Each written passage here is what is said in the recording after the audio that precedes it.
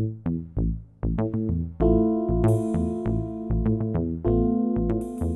on arrive au début des vols Apollo, on a déjà, avec les programmes Mercury et Gemini, accumulé 2000 heures de présence dans l'espace du côté américain. Et on sait déjà pas mal de choses sur la physiologie en apesanteur. On a vu des décalcifications osseuses, on a vu le déconditionnement cardiovasculaire, à la fois le cœur qui perd un peu de son volume, et puis le fait que quand tu reviens sur Terre, tu as un peu de mal à te tenir debout parce que tu as été un petit peu déshydraté, puis que le cœur est plus habitué. On sait qu'on a vu des astronautes voler jusqu'à 13 jours, je crois, sur Gemini. C'est 13 ou 14, la plus longue mission, je ne sais pas. On sait donc qu'ils ont dépassé la durée du vol lunaire et que tout se passe bien, qu'ils peuvent travailler dans l'espace, qu'ils peuvent assurer leurs fonctions à bord. Donc on est relativement confiant. Les anomalies physiologiques, bon, elles sont mineures et puis elles récupèrent en quelques jours. Les astronautes se comportent très bien au cours de leur mission, donc on est assez confiant. On a quand même deux interrogations. On a vu que lors des sorties extravéhiculaires de Gemini, certaines ont dû être abrégées parce que les astronautes qui les faisaient étaient carrément épuisés. Donc on a constaté une dépense énergétique, un coût métabolique à ces sorties dans l'espace qui est quand même assez important. Et on ne sait pas trop ce qui va se passer à la surface de la Lune. Je vous en reparlerai, on a besoin d'évaluer cette dépense énergétique et on va trouver le moyen de l'évaluer à la surface de la Lune. L'autre interrogation aussi, c'est que quand vous êtes en orbite terrestre avec les Mercury et les Gemini, s'il y a un pépin médical important, on interrompt la mission et en quelques heures, on est au sol. Ici, on va partir vers la Lune et une fois l'injection translunaire effectuée, si on a un astronaute qui a un grave pépin, eh ben, c'est comme Apollo 13. Il faut aller tourner autour de la Lune et revenir et ça va prendre plusieurs jours. Donc là, c'est un petit peu l'autre interrogation et on va mettre en œuvre des moyens pour prévenir tout problème médical, donc toujours une sélection drastique, des examens réguliers avant les vols et puis de la surveillance continue en vol par la télémétrie, c'est-à-dire la transmission des paramètres comme la tension artérielle, la fréquence cardiaque, plusieurs paramètres comme ça, comme le phonocardiogramme, l'activité cardiaque, vont être transmis à la Terre et on va pouvoir surveiller les astronautes à distance et en même temps ils sont en permanence en contact avec des médecins spatiaux au sol avec qui ils peuvent échanger leur vécu médical. Voilà, il y a quelques petits. On sait que les missions spatiales se passent bien, il y a quand même des petits challenges. Et donc déjà l'équipage d'Apollo 11, bonne nouvelle, va pas tomber malade avant son décollage. Parce qu'en fait, on a à peu près 60% des membres d'équipage entre Apollo 7 et Apollo 13 qui vont tomber malades dans les 21 jours qui précèdent leur départ. Alors par exemple, sur Apollo 7, on a un membre d'équipage qui attrape un rhume et puis finalement on l'autorise à voler parce que ça va mieux. Quelques heures plus tard, alors qu'il a décollé, il commence à faire de la sinusite. Il va contaminer les deux autres membres d'équipage à tel point qu'on a peur pour leur tympan à la rentrée atmosphérique et on va faire une rentrée atmosphérique sans casque et sans gants, pour qu'ils puissent décompresser et protéger leur tympan. Sur Apollo 8, manque de chance, il y avait une épidémie de gastro-entérite sur Cap Canaveral avant le lancement. Borman a un petit peu attrapé ça, puis il a été mieux, puis il est parti. On sait qu'il a eu des problèmes avec le mal de l'espace, et puis il a fait la gastro-entérite après dans son vol. Apollo 9, ils ont dû même, tous les trois étaient tombés malades avant le vol, tous les trois étaient enrhumés, et on a dû différer le vol de 3 jours quand même. Donc, donc Apollo 11 est un équipage qui ne va pas être malade avant le départ et on va mettre des mesures assez drastiques en place à partir de 14 et on va passer de 67% de 60% d'astronautes malades avant leur vol dans les 3 semaines qui précèdent leur vol à juste un cas d'irritation de la peau de 14 à 17. Donc on va mettre en place tout un tas de mesures. Alors comment se passe sur le plan médical le début du vol? Déjà l'adaptation à la pesanteur. Vous savez qu'avec Apollo, par rapport aux capsules Mercury et aux capsules Gemini, on a beaucoup plus de place. Donc quand on arrive en apesanteur, dans l'espace, en orbite, on peut bouger. On a à peu près 6 mètres cubes dans le LEM et je crois 6 mètres cubes aussi dans le CSM. Donc on peut bouger, il faut enlever la tenue, etc. Et les missions Apollo vont être caractérisées par le début du mal de l'espace. C'est-à-dire que quand vous êtes en apesanteur, vous avez des capteurs qui sont réglés sur la gravité, hein, qui ne fonctionnent plus, et vous avez un message de l'oreille interne qui rentre en conflit avec le message visuel. En apesanteur, si vous penchez la tête et que vous regardez le sol, les yeux vous disent « tu penches la tête », mais l'oreille interne vous dit « non, non, tu n'as pas bougé ». Alors le cerveau, lui, il a besoin de messages cohérents et il va bugger et il va déclencher le mal de l'espace. On aura donc avec Apollo cette nouveauté qui est le Space Motion Sickness, le mal de l'espace, qui va toucher alors bon, une dizaine au moins d'astronautes à des degrés divers au cours des missions Apollo, et 3 vont vomir, donc c'est assez connu, hein, Borman, Hayes et puis je ne sais plus lequel, enfin bref. Mais pour l'équipage d'Apollo 11, leur rencontre avec l'apesanteur, leur acclimatation avec l'apesanteur se passe bien. Aucun d'eux ne va ressentir de mal de l'espace, aucun d'eux ne va avoir de nausées, aucun d'eux ne va avoir de vomissements. Et ils savent qu'ils doivent enlever leur scaphandre après le décollage de manière prudente, hein, plus juste, c'est ça la période critique, se débarrasser du casque, se débarrasser des gants, du scaphandre peu après le décollage. On fait des mouvements et c'est comme ça qu'on tombe malade peu après l'insertion en orbite. 70% des astronautes de la navette spatiale étaient atteints du mal de l'espace. Hein. On a aussi donc en apesanteur, immédiatement, hein, dans l'Airbus 0G, si on regarde tes jugulaires, au bout de 2 secondes d'apesanteur, elles gonflent. On a une répartition des liquides et du sang homogène dans le corps. Hein, si on est debout, on a à peu près entre la moitié et 2/3 de son sang sous le nombril, du fait de la gravité. Mais quand on est en apesanteur, il va y avoir une redistribution homogène du sang, et donc la partie supérieure du corps, le visage, le haut du thorax, aura plus de sang.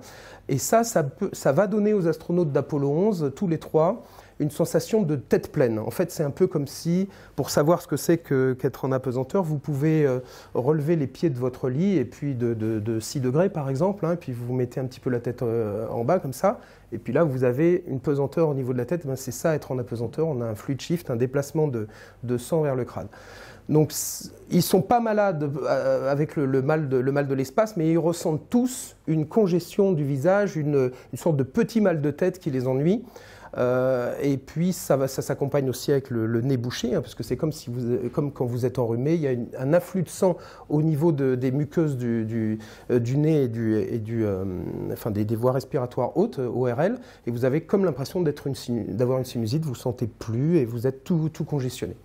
Donc ça va entraîner les astronautes, hein, je vous ai dit qu'ils ne consommeront pas de médicaments pour traiter un mal de l'espace puisqu'ils ne l'ont pas eu, mais ça va entraîner les astronautes à consommer pas mal d'aspirine, notamment Buzz Aldrin, parce que du fait de ce mal de tête lié à la redistribution des liquides, c'est gênant, ça l'empêche de s'endormir, et ils vont tous les 3 consommer de l'aspirine, surtout Buzz Aldrin.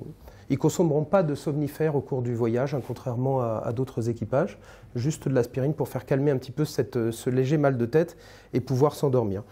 Et d'ailleurs, ils dorment bien, hein, le trajet vers la Lune se passe très très bien, ce sont des astronautes assez reposés qui vont arriver en orbite lunaire. Il n'y a pas tellement de problème médical au niveau du vol vers la Lune, mais on constate déjà un phénomène qu'on va voir se perpétrer au cours de la conquête spatiale. Les astronautes, en fait, même s'ils sont contents de la nourriture qu'on leur propose, mis à part qu'ils trouvent que le café a un goût dégoûtant et que les boissons sucrées acidulées sont écœurantes, ils sont assez contents de la nourriture qu'on leur propose et ils se sentent rassasiés, mais en fait, dans l'espace, on mange beaucoup moins. On boit beaucoup moins et donc on n'absorbe pas la ration calorique qu'il faut. Et ça commence déjà, on le constate notamment sur Apollo, mais même avant. Et au total, on va avoir des astronautes qui vont perdre 3 à 4 kilos au cours de leur mission. 3 à 4 kilos, c'est à peu près 60% lié à la déshydratation, 10% lié à la fonte musculaire et à peu près 30% lié à la perte de masse grasse. Donc les astronautes ont l'impression d'être rassasiés par leur repas, mais en fait, ils mangent beaucoup moins, ils boivent beaucoup moins. Donc le vol vers la Lune se passe bien, il n'y a pas d'événement médical, ils ont un petit appareil pour faire de l'exercice, donc ils font un peu d'exercice sur des tendeurs, etc. Et puis ils arrivent en orbite lunaire, et là il va falloir donc passer dans le LEM et puis commencer la descente. On a donc là une prise de médicaments antidiarrhéiques pour ralentir le transit intestinal chez Buzz Aldrin et Neil Armstrong, parce que c'est difficile d'imaginer qu'on va aller à la selle dans la période de descente ou bien à la surface de la Lune. C'est une procédure qui est très, très longue en temps. Il faut compter une demi-heure, trois quarts d'heure, avec tout ce qu'il y a à faire d'installation des poches, de désinfection après, etc. Et donc ils prennent volontairement des médicaments ralentisseurs du transit. Ensuite, bon, ils descendent. Et là, tout le monde sait les problèmes qu'ils ont rencontrés, la cible dépassée, le cratère dans lequel il ne faut pas atterrir, etc. Et là, on a un bon coup de stress pour Neil Armstrong, qui d'ailleurs savait que l'alunissage, c'est la partie la plus critique du vol. Donc avec une tachycardie, une fréquence cardiaque enregistrée à 160 battements par minute lors des dernières phases de la descente, quand il cherche un endroit où se poser, voilà, il est à fond. Ensuite, on se pose. À la surface de la Lune, en EVA, donc quand ils sortent, en fait, ça va être presque au moins au début de l'EVA, ça va presque être juste une partie de plaisir, en fait. C'est très facile de se mouvoir en pesanteur lunaire, c'est absolument génial et tellement jubilatoire. Et puis, donc, ils vont pas rencontrer de difficultés physiologiques. Buzz Aldrin, vous savez que Neil Armstrong, pendant toute sa mission à la surface, en fait, il collecte des échantillons. C'est ce qu'il fait le plus. Il collecte des échantillons, il prend des photos. Et Buzz Aldrin, il est là un petit peu pour préparer les missions du futur et donner aux futurs équipages des infos. Alors, est-ce qu'on se sent bien dans le scaphandre? Comment il faut marcher? Comment il faut se déplacer? Est-ce qu'on arrive à se pencher, etc. Qu'est-ce qu'on ressent au niveau de la température dans le scaphandre, etc. Comment on se sent? Donc, la sortie à la surface de la Lune, au début, va bien se passer. Les astronautes notent quand même que quand on passe de la lumière à l'ombre, on a une petite sensation de froid dans le scaphandre. On peut régler aussi la température du scaphandre et c'est assez confortable pour eux. Le deuxième petite chose qu'ils remarquent, c'est qu'il y a un temps d'acclimatation à l'obscurité quand on passe de la pleine lumière à l'ombre, et notamment quand Armstrong rapporte les échantillons. Il est obligé de se mettre dans l'ombre du LEM, et là, il a toujours un temps d'adaptation pour que ses pupilles se dilatent un peu. Voilà. Donc, l'EVA va très bien se passer pour les astronautes, sauf à la fin, où Armstrong, alors Buzz est déjà remonté dans le LEM, et Armstrong, lui, doit fermer les boîtes à échantillons et les remonter à l'intérieur du LEM avec cette espèce de câble là, de filin qui tourne. Et là, Armstrong dit à 2 reprises « Je respire mal, je suis essoufflé ». Et là, à nouveau, 160 de fréquence cardiaque. Et on le fait arrêter. Le contrôle médical lui dit stop, on a des paramètres à vérifier dans ta combinaison, stop, arrête-toi. Et on pense, alors la NASA ne fait pas une grande affaire de ça, mais un cardiologue américain qui a suivi les astronautes défend l'idée que Neil Armstrong a fait à la surface de la Lune une insuffisance cardiaque. C'est-à-dire avec un cœur imprégné de catécholamines liées au stress, liées à la mission, etc., dans un contexte de déshydratation, de troubles ioniques, puisqu'on sait que par exemple ton magnésium baisse, ton potassium baisse, etc. Il défend l'idée qu'il a fait une sorte de poussée d'insuffisance cardiaque comme on la connaît sur Terre, par exemple chez des gens qui font des activités physiques très très intenses, qui peuvent au bout d'un moment avoir le cœur complètement saturé de catécholamines et qui fonctionnent moins bien. C'est son opinion, ça n'a pas du tout été... ça ne fait pas consensus. Et ce qui est très drôle, c'est de noter que le moment où Buzz Aldrin tachycarde, c'est-à-dire que lui a son cœur qui tape à 150 par minute sur la Lune, c'est au moment du dialogue avec Nixon. Parce que ce que veut pas Buzz Aldrin, qui est surpris par cet appel, il ne savait pas que Nixon allait appeler, il est pris de court. Et ce que veut pas Buzz Aldrin, c'est parler en direct à Nixon. Et donc, autant au moment de l'alunissage, il est resté sur un rythme décent, 100, 110, 120 par minute, autant là, tac, tac, tac, tac, tac, tac, il tachycarde. Et heureusement, Neil va parler à Nixon et Buzz va être dispensé d'intervenir en direct. Bon, vous savez tous que Buzz a été le premier à faire une chose sur la Lune. Vous le savez, hein. Il a été le premier à uriner sur la Lune, puisque quand il descend l'échelle, il se dit tiens, je suis en bas de l'échelle, je vais en profiter pour soulager ma vessie, ça de fait, et puis j'aurai pas ça à penser. Donc Buzz est le premier homme à avoir uriné sur la Lune. Après leur EVA, donc tous les deux remontent à bord, et là il y a une nuit dans le LEM qui se passe pas très bien. Ils dorment très très mal parce qu'il fait froid. Ils ont les scaphandres, ils ont les circuits de refroidissement du scaphandre qui fonctionnent, donc ils ont froid. La lumière pénètre dans le LEM, hein, il n'y a pas une obturation des hublots qui est parfaite, donc il y a la luminosité. Ils ont froid, ils frissonnent. Et puis ils sont mal installés, hein, puisqu'il y en a un qui dort sur le capot du moteur de remontée, et puis l'autre qui est allongé je ne sais où, avec les pieds sous une sangle. Enfin, c'est un peu difficile. Donc, mauvaise nuit, et puis bon, après, on redécolle, on rejoint le CSM, et on se retrouve avec Mike Collins, et puis on repart vers la Terre. À nouveau, ça s'arrange, hein, pour le sommeil. Là, les jours de voyage vers la Terre vont être tranquilles au point de vue du sommeil. Il y a deux événements qui vont se passer. C'est d'abord les flashs lumineux. Les astronautes Apollo 11 sont les premiers à décrire des flashs visuels. Qu'est-ce que c'est? C'est que le rayonnement cosmique, les particules à haute énergie du rayonnement cosmique frappent la rétine, donc pénètrent dans le vaisseau, pénètrent les parois du vaisseau et frappent la rétine. Donc ça frappe les photorécepteurs rétiniens qui vont envoyer un message lumineux.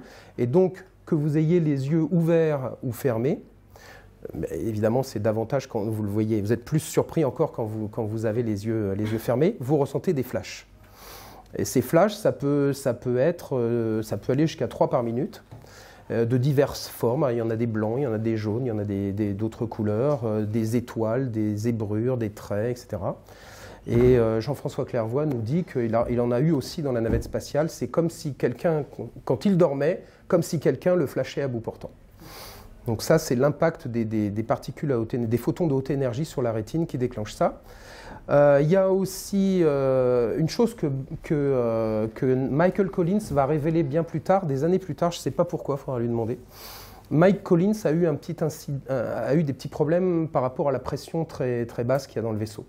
Le vaisseau est pressurisé à 0,34 atmosphères, ce qui correspond à une altitude de 8200 mètres. Hein.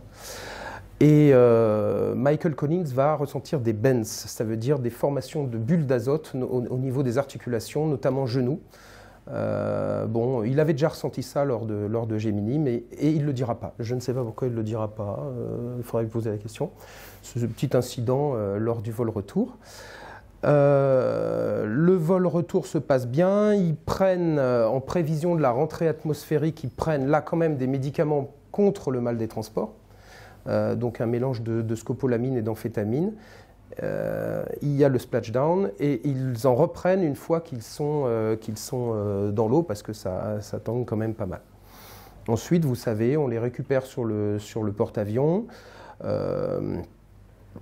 L'examen médical ne va rien révéler d'anormal. Neil Armstrong a une otite, mais sinon ça va bien. Ils vont passer dans le petit caisson d'isolement, puis après être conduits par bateau, par avion, et puis après dans le laboratoire de Houston où ils vont rester 17 jours, je pense, au total, jusqu'au 10 août. Et là, donc vous savez qu'ils sont en isolement puisqu'on pense que peut-être il y a peut-être un risque qu'on ramène des microbes de la Lune, et donc il ne faut pas contaminer la planète. Et donc les missions jusqu'à 14, 11, 12 et 14, pas 13 puisqu'ils n'ont pas marché sur la Lune, on va mettre les astronautes en isolement. Ils ne sont pas tout seuls, hein. Alors dommage s'ils ont rattrapé des maladies graves là-bas, parce qu'il y a quand même avec eux un cuisinier, un médecin, un biologiste, un journaliste. Bon, bah tant pis. Hein. Et donc on leur fait des examens de santé, on en profite pour faire le débrief de mission et un petit peu on les check sur le plan médical. La période de quarantaine avait été définie de 21 jours au départ, parce qu'on estime que c'est la durée maxi pour que toutes les maladies qu'on contracte sur Terre à peu près infectieuses se révèlent. La période d'incubation maxi de 21 jours. Donc ils sont dans cet isolement, dans ce laboratoire isolé. Mais Buzz Aldrin dira qu'il voyait des fourmis rentrer par le sol. Donc question isolation du monde extérieur, c'était un peu perfectible. Donc après ils vont sortir de... Ouais. Oui, mais après le laboratoire de Houston, enfin bref. Et donc après, ils vont sortir de cet isolement le 10 août. Et voilà, donc médicalement, tu m'avais demandé de parler d'Apollo 11. Vous voyez qu'en gros, ça s'est très très bien passé quand même par rapport à... Vous savez qu'il y a eu une infection urinaire, une prostatite sur Apollo 13, que sur 15, il y a eu des troubles du rythme cardiaque pour les deux. Enfin, il y a eu des petits que Scott s'est fait mal à l'épaule. Enfin, il y a eu des missions qui sont moins bien passées. Donc 11 s'est bien passé sur le plan médical. Mentionnons quand même la dépression de Buzz Aldrin qui est liée à sa mission de toute façon, puisque Buzz Aldrin va être le seul astronaute, un marcheur lunaire à souffrir vraiment beaucoup de son retour et sombrer dans une dépression assez terrible et un alcoolisme. Avec il va plonger, il va faire des petits boulots comme vendeur de voitures dans une concession automobile. Enfin, il va tomber très bas, mais il va s'en sortir. Voilà pour l'aspect médical d'Apollo 11.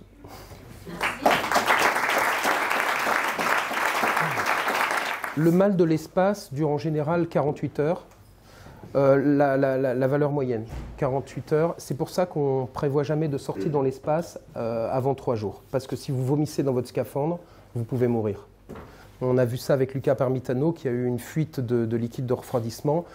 Qu'est-ce que vous faites quand vous avez un liquide autour du visage? Vous ne pouvez pas l'enlever, et puis ça va vous entrer dans les narines, etc. Vous allez l'inhaler, donc on ne fait pas de... Mais il y a des extrêmes à ce mal de l'espace, et il y a un sénateur qui a volé dans la navette spatiale, qui s'appelait le sénateur... voilà. Et lui, il a été malade pendant toute la durée de sa mission. Et on a même un peu méchamment inventé une échelle de mal de l'espace en fonction des couleurs que son visage avait. Et c'est l'échelle de Garnes, je crois que ça s'appelle, ou un truc comme ça. Voilà. Mais la valeur moyenne, standard, usuelle, c'est 48 heures. Et ça atteint beaucoup d'astronautes, 70% des astronautes de la navette spatiale.